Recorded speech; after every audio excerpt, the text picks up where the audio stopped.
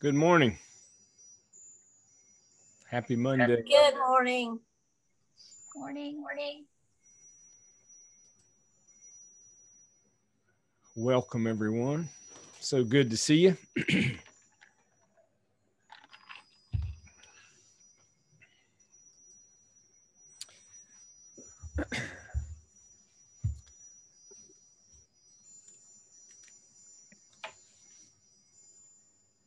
So, I have a question for you this morning. I have many questions, and these are questions that these are questions that are being asked of me, and these are questions that I am asking myself. This is something I'm trying to figure out and have been trying to figure out for most of my life. And I hope you'll help me answer those. Hope you'll help me gain even more insight and wisdom on this. And I hope that these questions will help you as well, and maybe you can answer them for yourself. Recently, I was asked, maybe I was told by a few different people. And even though it was recent, it happens quite often to me and has for the vast majority of my life. Someone will say they believe that I am being taken advantage of. And when they say that, usually they're talking about a specific situation or a specific person doing something, or I'm helping them or doing something for them in some way. And they're indicating that they feel like that person is just using me, taking advantage of. And so I have periodically asked myself, is that the case? Am I being taken advantage of? And do I care? Does it matter? So that's what I'm asking myself this morning. That's what I'm trying to dig deeper into.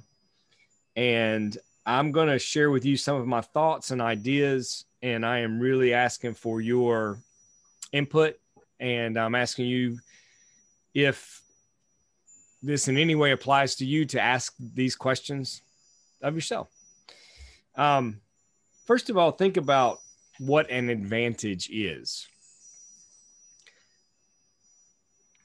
For quite a while now, I have thought that one of the greatest signs of character and of living compassionately is to not press an advantage. We're all in situations and circumstances where we have an advantage. There's at least some in our lives, and probably for many of us, there are many cases in our lives where we have the advantage, whatever that means. You are in the power position in the relationship, or in the business transaction, or what you have, someone needs. What you have, they need more than you need what they have. Whatever the case may be, you're in a better place in life. You're at peace. You're content. You're fulfilling your purpose, and you're healthy, and you're well, and you're loved and cared for. And the person or group or that you're dealing with, that's not the case, or it's less of the case with them. So you have an advantage. What I'm asking myself, and I'll say it for me, and you can ask it for yourself if you want to. If I have the advantage, can I be taken advantage of? If I'm in the power position, or if I'm in the position to actually have the ability to help someone, if I have that advantage, then by choosing to give, choosing to help, am I being taken advantage of, if the advantage is given freely. Now, there's two parts to that, because there's the part that I'm asking, am I being taken advantage of? But then there's also the part, is the other person taking advantage of me or the situation or whatever? But guess what? I have no control over that other person. I have no control over anyone but me. So to me, it's sort of a moot question of what the other person is doing. And again, I could be wrong. These are questions. I don't have a lot of answers. I have mostly questions about this.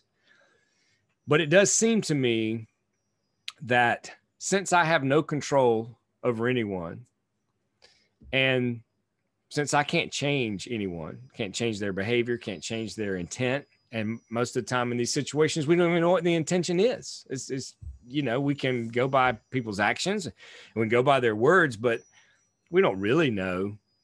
I think a lot of times I think I know what an intention is, but do I really?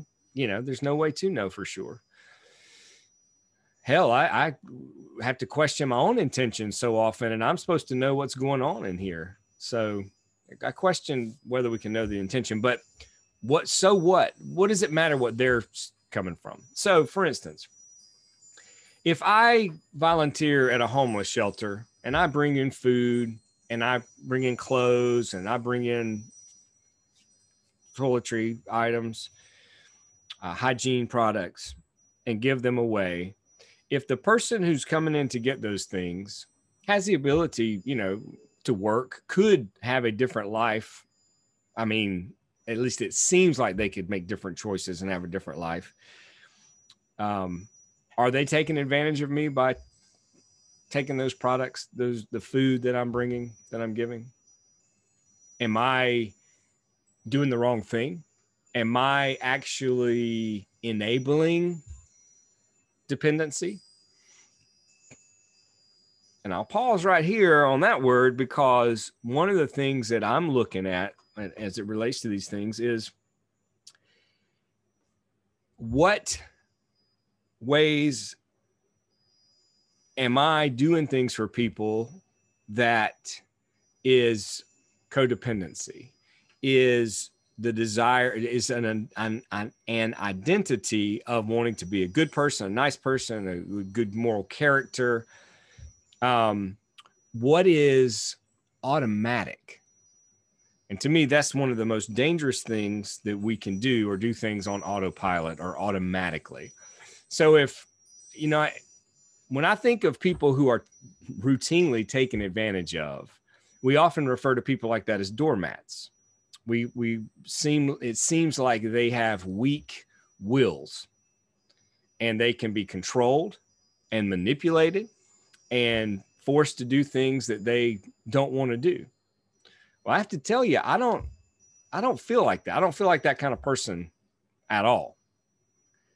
And in anything I have ever done for anyone, whether it be a group, whether it be incarcerated inmates, whether it be a drug addict, whether it be a friend, lover, ex, cousin, a sibling, a parent, a stranger, I've never felt like I was a doormat and I was being forced to do something I didn't want to do, or that it wasn't, my gift wasn't coming from a choice and a good place in me. If that's the case, and I have to look at that and I have to examine all those things, but if that is the case, then what does it matter what their motive is?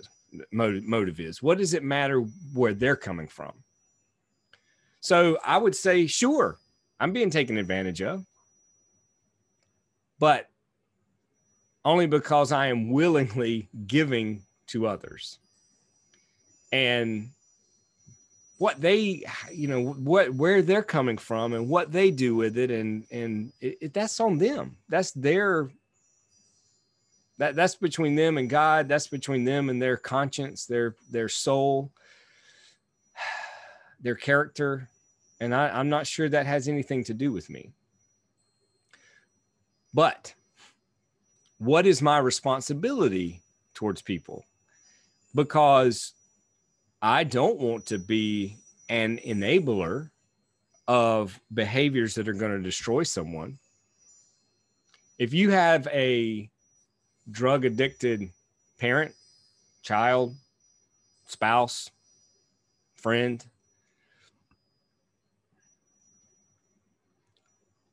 I think it's wrong to continue to enable them in an activity that will destroy them, that is destroying them, whether it's the slow suicide, that's coming, or that's transpiring, or just all the ways in which they've numbed themselves to life. I don't want to enable that. I don't want to help that. So this brings up one of the important things about whether we're taken advantage of or not, or how we choose to help others. And this is so important for people who are empaths, who are caregivers, who are lovers, who are perhaps have are living according to compassion, who are sensitive to the needs of others. And I heard recently that an empath is very rare, and that highly sensitive people who are tuned in to others and all is rare. It may be more rare than I realize. I not only am that kind of person, but I have, certainly know of many others who are. So in my circles, I mean, I guess even then it is somewhat rare, but in my really close circles, it's not all that rare. So it may just be who I'm surrounding myself by, or my family, or whatever. I don't know. But when it comes to this question, one of the important things to ask, or one of the things we have need of if we're this kind of person and we're asking ourselves these kind of questions, are boundaries. What am I willing to do? What am I not willing to do? Am I willing to take you somewhere and get you a meal versus just give you money so that you could go buy drugs? Give you money that I'm saying, hey, go get food, knowing that there's every chance you won't go get food, you're going to go get drugs.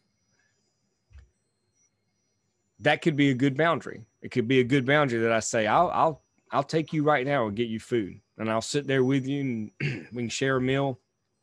I'll buy you food. I will not just give you money so that you can go buy drugs or alcohol or whatever. So I think boundaries are important.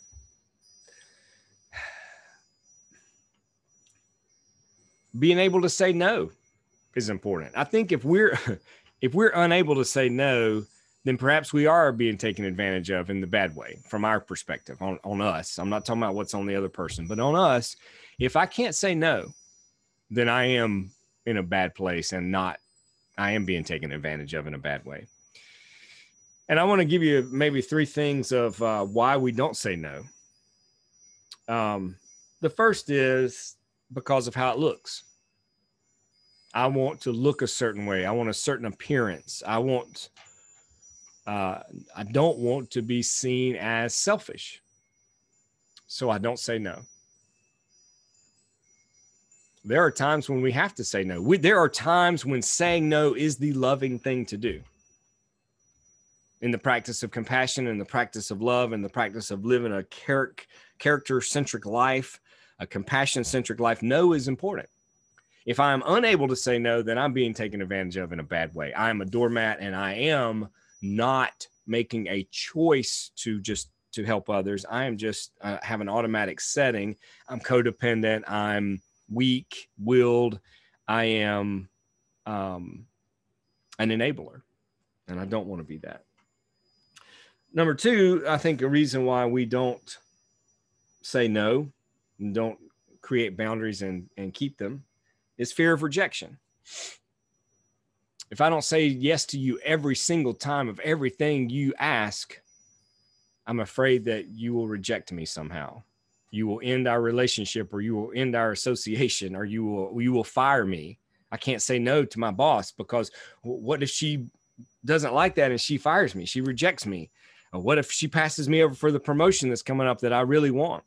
I can't say no to my spouse because what if he leaves me? The lack of boundaries, I think, shows we're in a bad place in terms of being taken advantage of. The third one I would say is if we can't say no, it's because of our identities. And for me, my identity, I would say either every or most every single person who knows me would tell you that Michael Lister is a nice guy. He's a nice guy. They might even say he's a good guy. He's a good man. But he's nice. People often say that, call me that, refer to me as that. And I think it's true. I think I'm a pretty nice fella. If my identity is so tied to being a nice guy that I can't say no, then I'm not in a good place. And I'm no longer making the right choices. I don't have any boundaries because of wanting to be perceived a certain way. I can tell you that in terms of my identity, my character, who I am an empath. I am a compassionate, caring person. I'm a caregiver. And those are my inspiring others, helping others, giving to others is important to me. And that is an important part of my identity. But if the moment that prevents me from saying no to something I should be saying no to, then I'm not in a good place, not in a good way. And my caregiving has turned into some kind of codependent caretaking.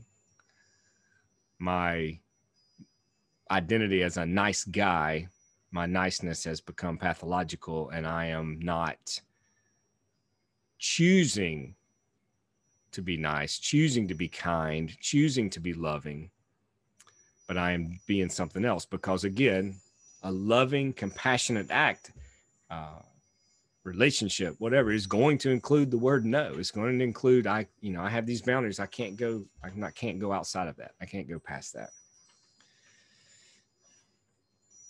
I would say the two most important questions for us when we're asking ourselves, are we being taken advantage of?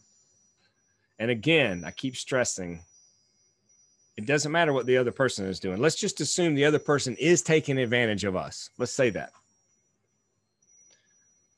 I have nothing to do with that. That's not my responsibility. I have only control over me. And so I have to ask myself these two questions, I believe, to make the right decisions on whether I'm being taken advantage of in a bad way for me personally, having nothing to do with the other person. Number one, do I feel anger? Am I angry when I'm giving to this person? Am I angry when I'm helping this person? Am I actually angry when I'm quote unquote being nice to this person? Does being nice to this person or this group or this situation actually turn me into a not nice person, even if it's just internally? And number two, and it's related, but it's so important, maybe more important. I don't know. Maybe the one turns into the other. But number two, do I hold resentments? Am I resenting the very people I'm helping? Am I resenting the very person I'm working for? Am I resenting my children, my spouse, my best friend, my parents?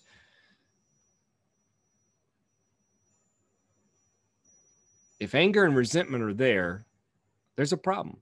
And I'm not choosing a loving act. I'm being taken advantage of. Now,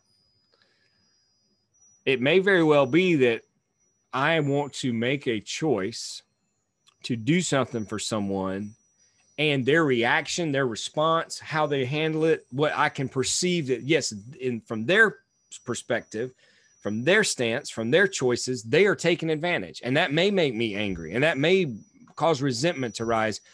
But if I'm truly making the choice to do this act, then I'm going to process that anger and resentment and let it go and get it out, because I want no blockages. no blockages of love, compassion flowing through me. No blockages of me being able to receive love. No blockages of me being able to flow in the great flow of life.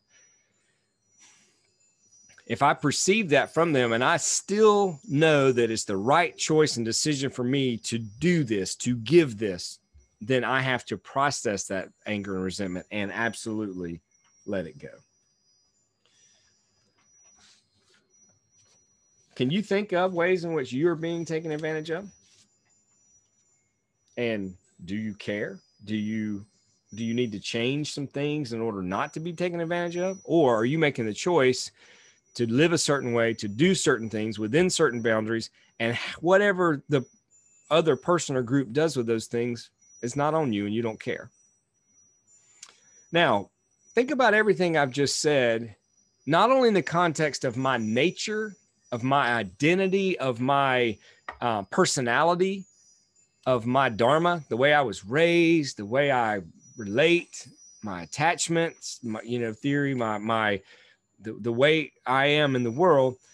But then let's add another level to that, because in addition to all that, there's certain teachings I follow. There's certain leaders and certain wisdom traditions of religion and spirituality that I adhere to. Well, so then that's a whole other layer that's added on, and I've got to figure out what to do with this, because Jesus said, love your enemies, do good to those who hate you, bless those who curse you, pray for those who mistreat you. Good God, man, really? If someone slaps you on the cheek, turn to them the other cheek also? That is so countercultural. That is so flies in the face of every instinct we have, what we're taught, well, how the world works, and to get an advantage and press that advantage, take advantage of the advantages you have. If someone steals from you, actually take something of yours, don't withhold it, and give them some more shit too. Say, hey, buddy, come back. You forgot a few things. You broke in and stole my large screen TV, but you left the Blu-ray player. Come back. If someone takes your coat, do not withhold your shirt from them also. Give to everyone who asks you. What am I supposed to do with that? I'm supposed to have boundaries. I'm supposed to not let people take advantage of me. And yet he is saying, give to everyone who asks. You say, well, if you do that, pretty soon, won't you not have anything left to give? How do I do? What do I do? These are the questions I'm asking myself. I hope they resonate with you. And if anyone takes what belongs to you, do not demand it back.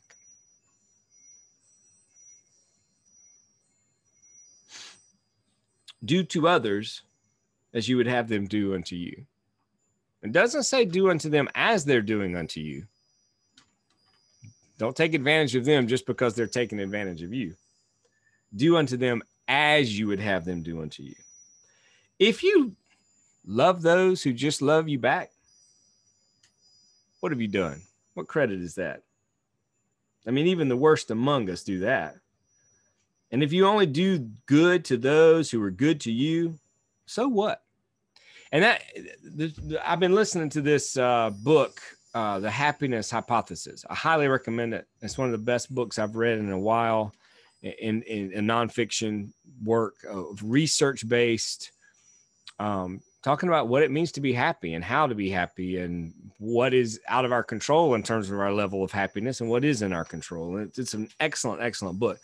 But one of the things he keeps talking about is reciprocity. And how, most human relationships are based on that. I give you this, you give me that. We have this exchange. We have this exchange in terms of society and community and family and, business and relationships. It's give and take. Well, what Jesus is saying, there's no reciprocity there. You don't just give to those who can give back. You really should give to those who can't give back. You should give to those that are taking advantage of you. You should give to those who are going to use you and abuse you.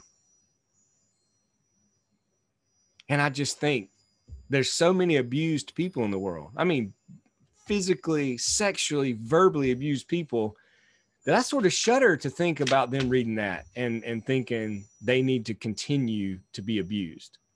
I don't think that's what's being said. I think this is just I don't know what he meant and what he's saying and what he wants us to do. I'm trying to figure it out. But from my perspective, I think it's only when we are intact as much as we can be. It's only when we are whole or healthy or as close to wholeness as we can be, and we choose to bless someone who is a user. It's not when we are the victim and we can't choose out of that and we just continue to be abused. Again, I'm going to be real literal for a minute, okay? How can someone take advantage of me if I don't have the advantage to give to them? How can they take it? How can they take something I don't have?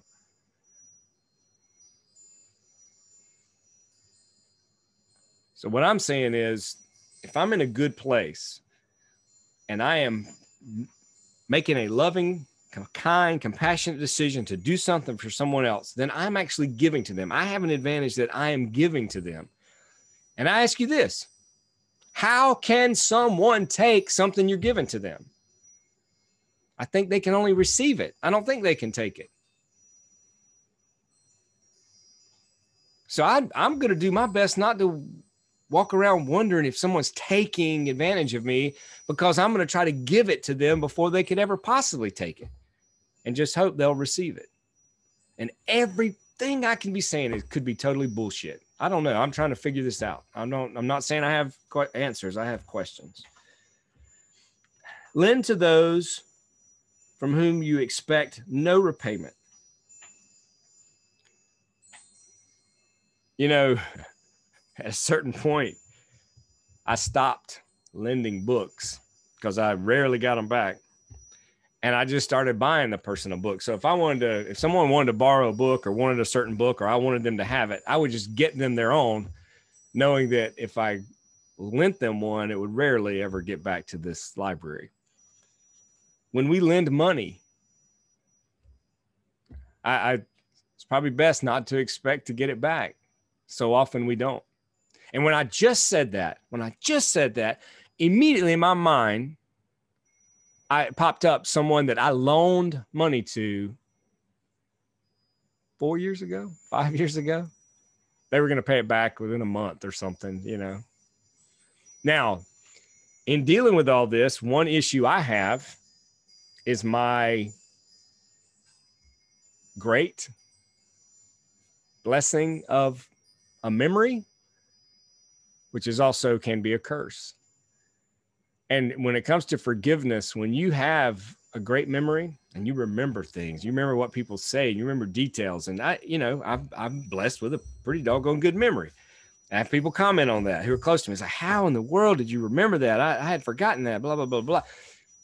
If my memory brings things up like that, then I have to forgive and let go all over again.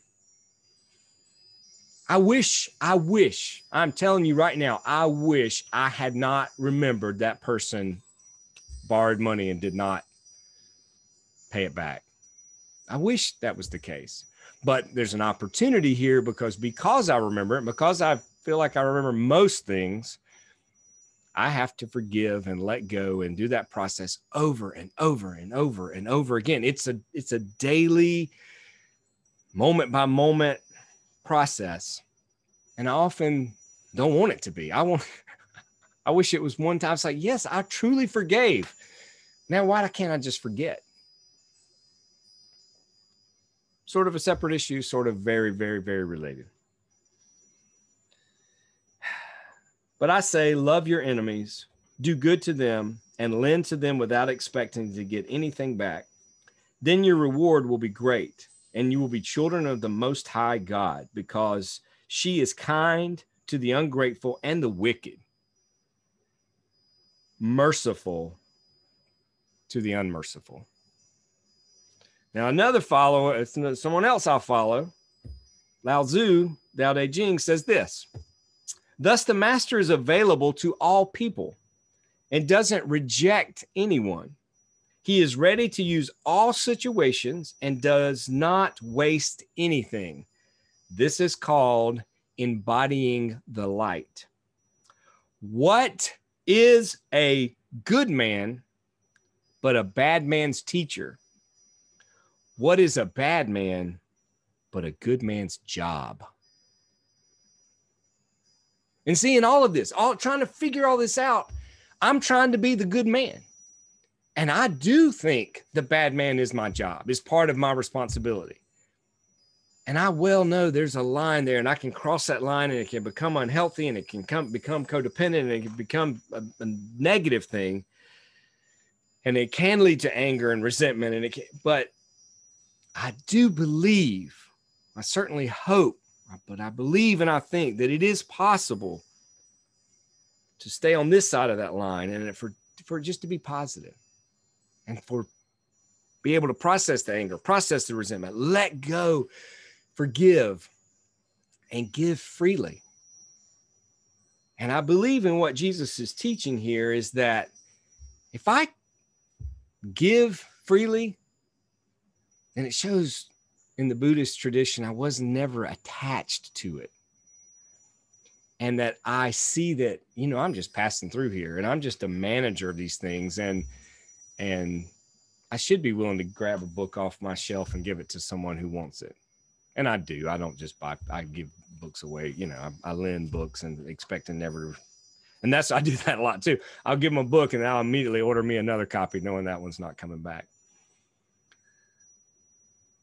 So I could go on, but we're running out of time, and I'm sorry I took as much time as I did, but I want to open it up, turn it over to y'all, and y'all let me know your thoughts. I will say one other quick thing is that not only do I feel like in most, if not in every, in most of these situations, that I have the advantage, and I'm giving out of really, I think there are times when I give out of need, but for the most part, I feel like I give out of my abundance.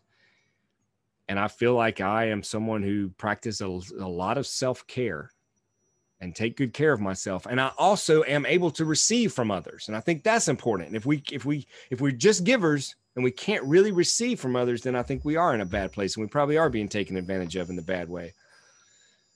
Not giving the advantage, but having it taken from us. So I think practicing self-care, being in a good place, being full, whole as we possibly can. All right, I'm going to shut up. Somebody say something.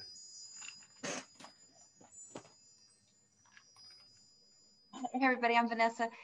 Great topic, Michael. I don't know that I could add much more, but I guess some thoughts did come to my mind. And one of them is just that I try to, I think it's the intention, and I try to ask myself, am doing this, will it be at my expense? Is it at my expense? Is this detrimental to me? Kind of going along with your self-care. The other thought was in boundaries. I think that I've learned that they need to be more flexible. When I'm just rigid, even if I get new information in, then those aren't as helpful. Just knowing that I can change my mind, or I can lessen those boundaries and be more flexible, is a good thing I've learned about the boundaries. When you were talking about transactional relationships, or I say transactional, yes, I do this, I expect you will do that. Right. I've done this in my life, and I have found that it's not good, because what happens is that I'm not giving freely. I'm giving, and then deep down, I'm expecting you're going to give me something back. Right. And when that doesn't happen, I am disappointment, and I am resentful, and it just clouds my soul. So what you were saying about when you lend money or when you lend a book, it's kind of the same idea. I'm going to give this, and my mother always said, this is a gift. Right. I'm going to give you this book as a gift. I'm going to give you this money as a gift. Right. I'm not going to expect anything back. Right. And I'm not going to build a resentment. And then the last thing you were saying was about forgiving and forgetting. I don't try to forget anymore. What I try to do is to let go of the pain, let go of the resentment around whatever that memory is, so that when that memory comes back up, I go, oh, yeah, that happened, but I'm not holding anything around that memory anymore. And that's all I got. I love this. It's given me so much to think about. Thank you. Thank you.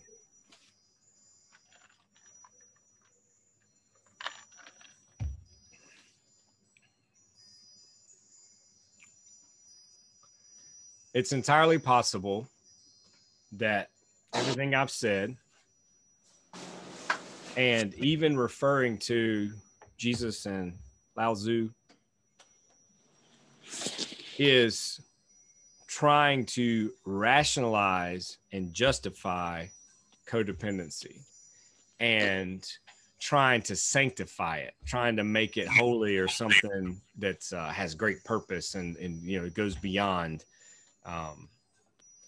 And I want to question that. I want to look bravely and honestly and say, you know, when's the last time I said no?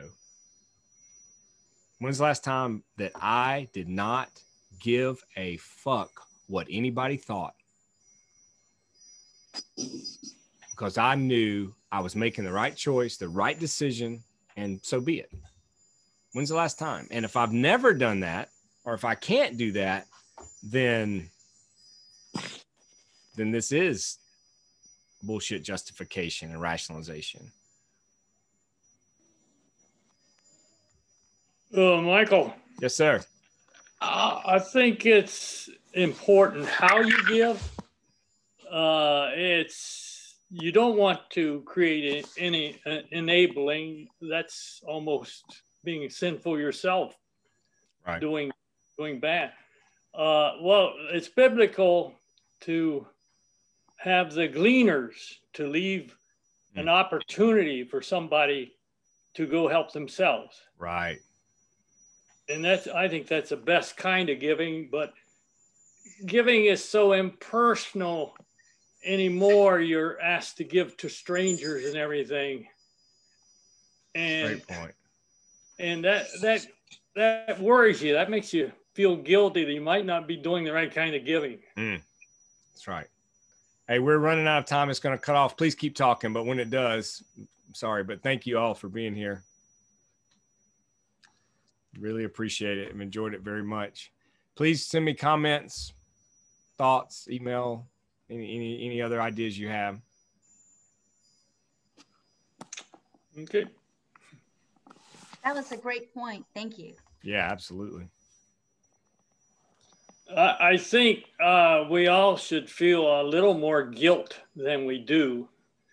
And sometimes guilt makes you a good giver. But just that we're here on this land that we took away from somebody else. That's right. That's right. And all the privileges and things we get. And did we earn them ourselves?